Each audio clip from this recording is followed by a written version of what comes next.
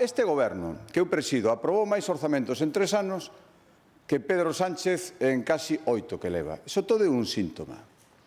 Vostede me pregunta por ser efectivo no cumprimento das tarefas de goberno, iso sí que é ser efectivo.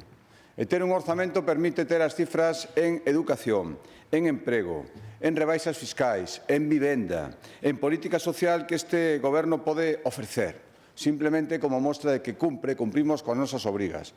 En sanidade, máis hospitais, máis centros de saúde, máis xente atendida, máis orzamento que nunca.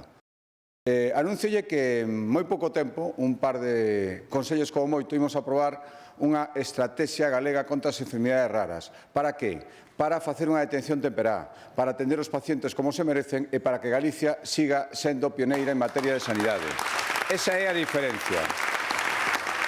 Dende 2013 asunta persoas en todos os procesos penais que andei un asesinato machista. Dende 2014 hai un observatorio contra a violencia machista, hai un centro de recuperación integral funcionando aquí en Santiago. Dende 2016 hai programas de inserción laboral para vítimas de violencia machista e dende 2019 axudas ao luguer para estas vítimas e para as súas familias. Dende hai moitos anos, eso é certo, foi na época do goberno bipartito, sempre o recoñecimos, pero despois o mantivemos e somos a única comunidade autónoma que dá axudas periódicas ás vítimas de violencia machista.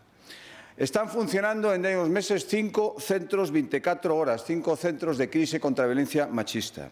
Multiplicamos por 4 os fondos que vostedes adicaban, non é só cuestión de recursos, pero tamén de recursos, e se o é, aí o ten.